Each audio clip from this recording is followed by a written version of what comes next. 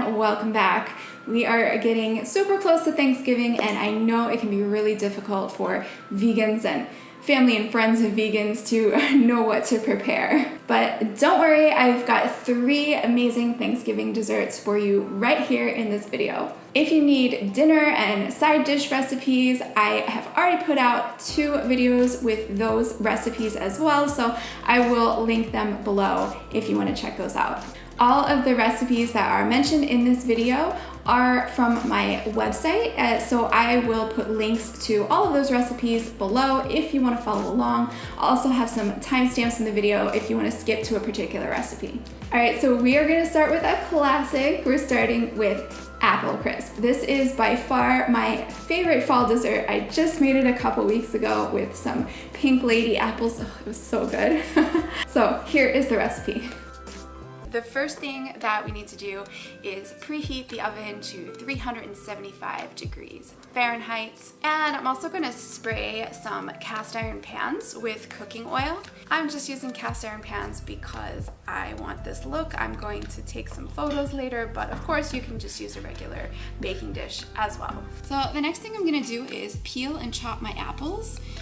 You can use whatever apples you prefer, but I usually like Granny Smith for apple crisp because they have such a strong tart flavor. Some people also like Honeycrisp or Gala, Pink Lady, Fuji.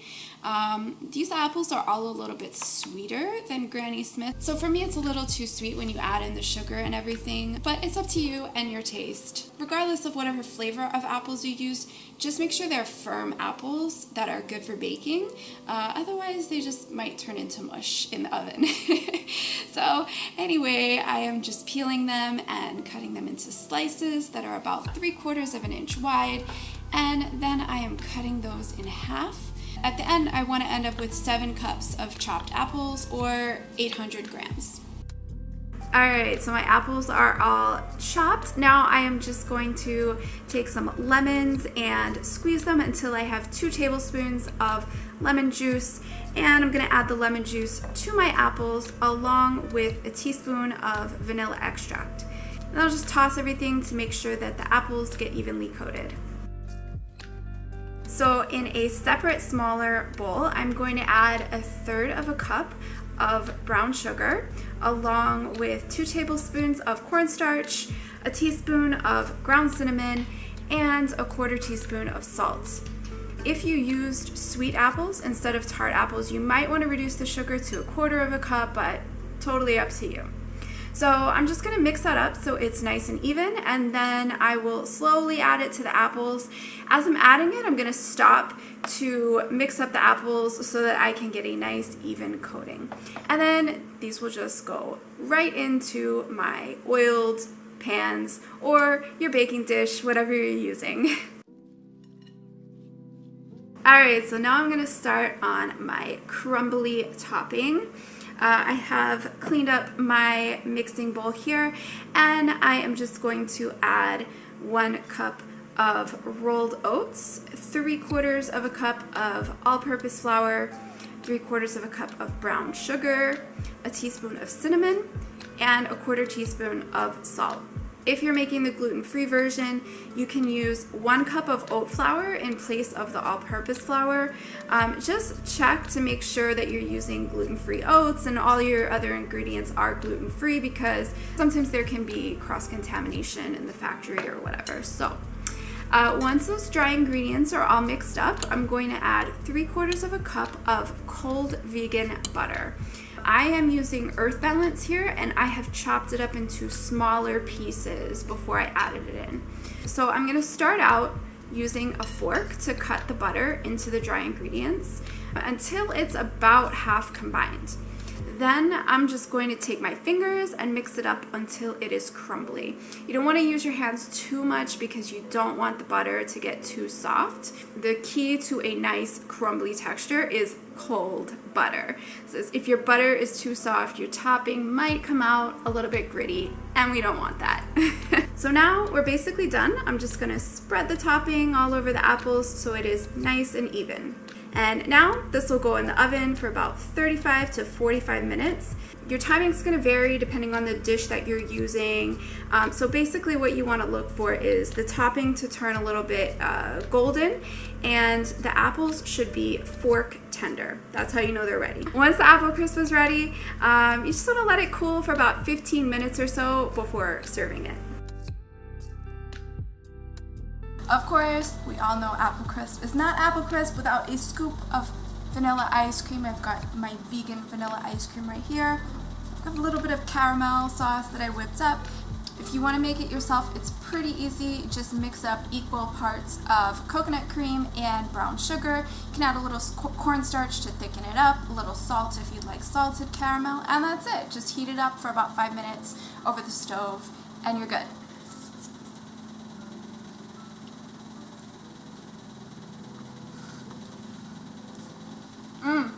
If you're in the US, I recommend either So Delicious Wondermilk Vanilla Ice Cream or Oatly Vanilla Ice Cream with this apple crisp. I have another video where I tested out with a friend of mine. I think it was 13 brands of vegan vanilla ice cream. And I can say confidently that those two I think would be the best with apple crisp. There were some others that were quite good as well, so I'll also link that video below in case you want to check out the whole review. All right, so next we've got one of my favorite pies, which is the Florida key lime pie. This is a year-round dessert in Florida, and oh, it is so good. In this recipe, I'm gonna show you how it's made with bottled key lime juice, but I have also made this with fresh key limes. If you're gonna go that route, I would recommend getting a garlic press and squeezing the juice that way. It makes everything so much easier. All right, let's get into that recipe now. Before we get started, there are some things that you're gonna need which may or may not be so easy for you to find. So let's talk about it. First, I'm using a 9-inch tart pan with a removable bottom. You could also use a springform pan if you want. A pie pan, regular pie pan would also work. It's just gonna be a little harder to get the pie out of the pan. Second, we're gonna make a graham cracker crust, which is obviously going to require graham crackers. Now, I have not been able to find vegan graham crackers in the store. All the ones I've seen either have honey or milk or both. If you're able to find them in the store, awesome. But I am going to use my homemade vegan graham crackers, and I will leave a link to that recipe in the description below. Don't stress about it. They're quick and easy, I promise. Third, for key lime pie, we are obviously going to need key lime juice. So I am using a local brand called Nelly and Joe's, and I'll put a link to their store locator in the description below so that you can see what stores might carry it locally in your area. If you can't get it locally, you can get it on Amazon, so I'll put that link down there as well. Finally, I am using the Let's Do Organic brand of sweetened condensed coconut milk. The brand is critical here because all the other brands that I've seen have about twice as much sugar as this brand. So if you use a different brand, I don't know what you're gonna come up with. So I strongly recommend that you get the Let's Do Organic brand. It is available, at least here it's available in most of the supermarkets. I'll also put a link below where you can order it on Amazon if you really can't get it anywhere else. If none of those are an option for you and you really have to choose a different brand, I do have some suggestions in the blog post above my recipe for how you can incorporate some of the other brands. So check that out if you need to. All right, so with all that out of the way, let's get on to the pie. We're gonna start with the crust. So I'm gonna preheat my oven to 375 degrees. Then I'm going to take some graham crackers and blend them up until I have a nice fine crumb. We wanna end up with about 190 grams or 1.5 cups of crumbs. So if you have a scale, it's probably better to weigh the crackers before you blend them because crackers can be different sizes. So once I have my crumbs, I'm just gonna add 2 tablespoons of brown sugar to that.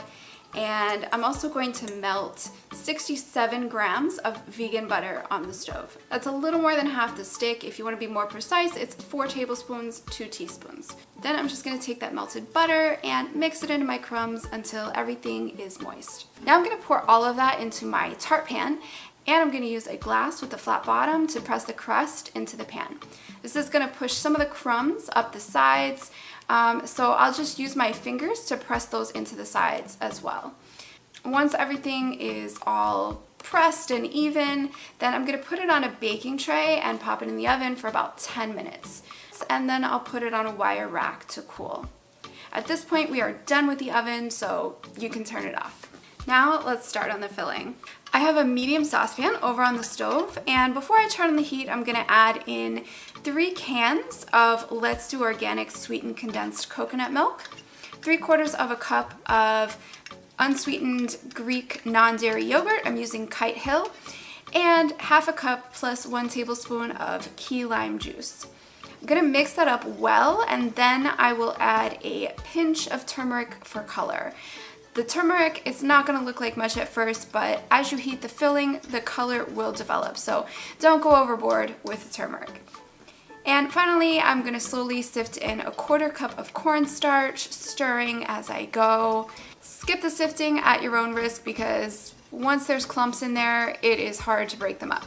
Now that everything is well combined, I am going to turn the heat on to medium and let it come to a slow boil. I'm going to keep stirring this the entire time. So it should take about 8 to 10 minutes to start to boil. Once it's reached that slow boil, I'm going to let it cook for about a minute longer until it's just starting to thicken. Be careful that you don't let it get too thick because we do want to keep some creaminess to the filling. Alright, so all of this is now going to go into my prepared crust. If you ended up with any lumps from either the cornstarch or the bottom of the pan, just pass it through a metal sieve to filter them out. And I'm going to use an icing spatula to get the top nice and smooth. And we're basically done. I'm just going to let it cool off at room temperature for about ½ an hour, and then I'll put it in the refrigerator to set. And after about 3 hours in the fridge, your pie is ready. Alright, well my pie is all set, so all that's left to do is top it. So I'm going to start with some vegan whipped cream. This is the 365 brand from Whole Foods, and I have it in a piping bag with a large round tip. So I'm just going to go around the edges, putting little dollops of whipped cream on top, and then for a little bit of extra garnish, I just have some regular limes. Even though I'm in South Florida, we don't have key limes in the grocery store, so I'm just going to make do with the regular limes. I have some really thin slices of limes that are cut in half, and I'm just going to lay these at the intersection of every other dollop of whipped cream. And then finally, I have another lime that I'm going to zest just to sprinkle on top of the pie.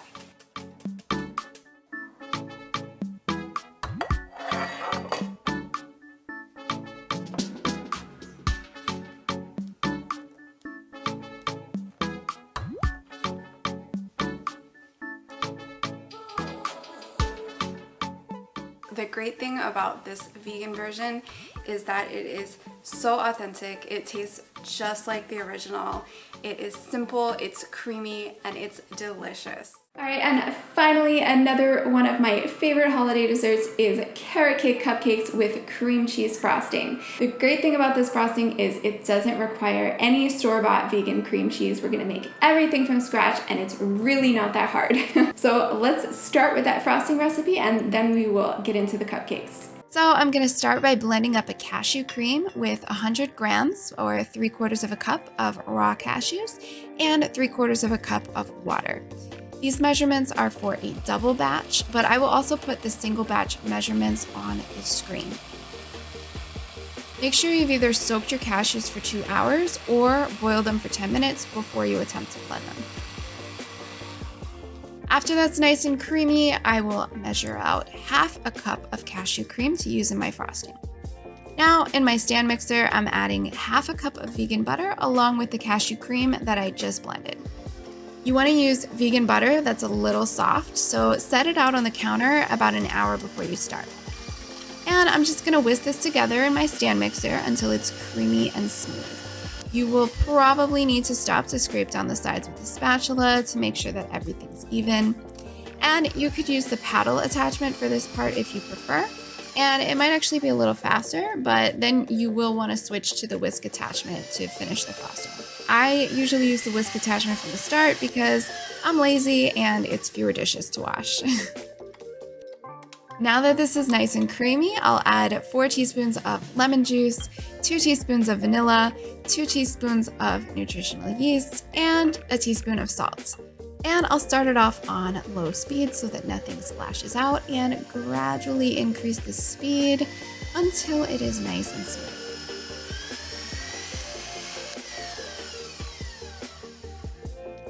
Finally, I'm going to add my powdered sugar, but I'm going to sift it into a bowl first to break up the clumps. I'm sifting 8 cups of powdered sugar so that it's ready, but when it's time to add it to the frosting, you might use anywhere from 6 to 8 cups depending on how stiff you want it to be. But I recommend sifting all 8 cups first so that you don't have to go back and sift more if you need it. You can always put the sifted sugar back in the container. Once that's all sifted, I will add it to my stand mixer 1 cup at a time. After I add it to the bowl, I am starting my mixer slowly again so that the powdered sugar doesn't fly out. And I will just keep adding the sugar until I get to the consistency that I want. Make sure you stop to scrape down the sides if you need to. Since I'm in Miami and it's hot here, I used all 8 cups of sugar in the frosting, which gave me a really stiff frosting that's not going to melt very easily. If you've been using your paddle attachment, make sure you switch over to the whisk attachment towards the end and turn the mixer up to a high speed to get the frosting light and fluffy. If by chance you added too much sugar and the frosting is too stiff for you, you can always add a dash of your leftover cashew cream to get it a little creamier. Just add it a little bit at a time so you don't end up with runny frosting. So the first thing I'm going to do is preheat my oven to 350 degrees Fahrenheit, and then I will get 2 cupcake trays and put paper liners in them. Next, I'm going to sift 280 grams of flour, or about 2 cups, into a medium mixing bowl. Then I'll add 1 tablespoon of cinnamon, 1 teaspoon of baking soda, 1 teaspoon of baking powder, and 1 teaspoon of salt. And I will just mix all that up so it's nice and even. Now I'm mixing my wet ingredients, starting with 200 grams or 1 cup of sugar. Then I've got 3/4 of a cup of sunflower oil, 6 tablespoons of applesauce, 3 tablespoons of aquafaba, 4 teaspoons of apple cider vinegar, and 2 teaspoons of vanilla. And I will mix that up a little bit. Next, I'll add my dry ingredients to the wet ingredients and mix that all up. You want to get everything well incorporated, but you don't want to overmix the batter. If there are some lumps, that's perfect. Now I'm moving on to my add-ins, and I'm going to start by preparing my pineapple. This is 1/2 cup of chopped pineapple, and I'm just going to use my fingertips to smash the pieces and squeeze out some of the juice. The pineapple adds some flavor, but it also really helps to create a tender texture in the cupcakes. Make sure that you're only using the softest parts of the pineapple without any core pieces. If you feel anything that's too stiff when you're pressing the pineapple, you can just pull that piece out. Finally, I am going to fold in my add-ins, starting with 300 grams of peeled and grated carrots, which is about 2 3/8 cups. Then I will add 3/4 of a cup of chopped walnuts, 3/4 of a cup of raisins, 3/4 of a cup of coconut pieces, and my smashed pineapple along with the juices. And I'm going to gently fold all this in. And I am realizing that a fork is definitely not going to cut it here, so I am switching over to my spatula. By the way, I do know that there are people who either don't like raisins or maybe are allergic to walnuts or whatever the case may be. If 1 or 2 of these add-ins don't work for you for any reason, you can just leave that ingredient out, or you could add more of another add-in to replace it and it will still work fine. And again here, we just want to make sure that we're not over mixing. We just want to fold enough to get everything nicely distributed throughout. So my batter is ready and I'm going to fill my cupcake pan now. I am just using a large spoon to put the batter in the liners. And because there's so much stuff in this batter, I'm gonna let the first spoonful settle a bit before I come back to add more batter. You wanna leave maybe a 1/4 inch of space between the top of the batter and the top of the liner. All of the add-ins are gonna keep the batter from rising too much, so you wanna almost fill the cupcake liners to the top. If you get any batter on the pan, try to clean it up before you put it in the oven, otherwise it will burn and it will be hard to clean up later.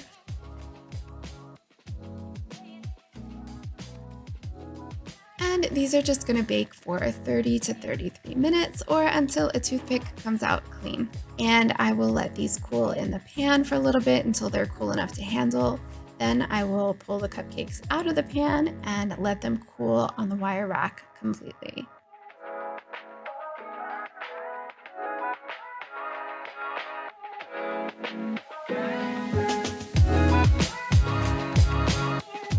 After they're fully cooled, you can frost them with some of my vegan cream cheese frosting.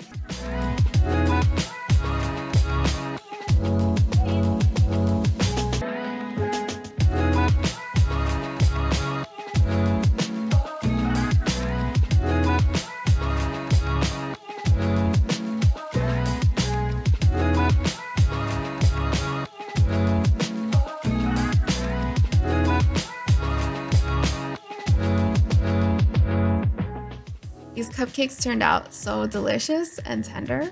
Give them a try and let me know what you think. Well, I hope you have enjoyed this collection of Thanksgiving dessert recipes, and hopefully you have found one that you want to share with your friends and family. I want to wish all of you a wonderful holiday season, and thank you so much for watching. I really do appreciate your support, and I'll see you in the next one.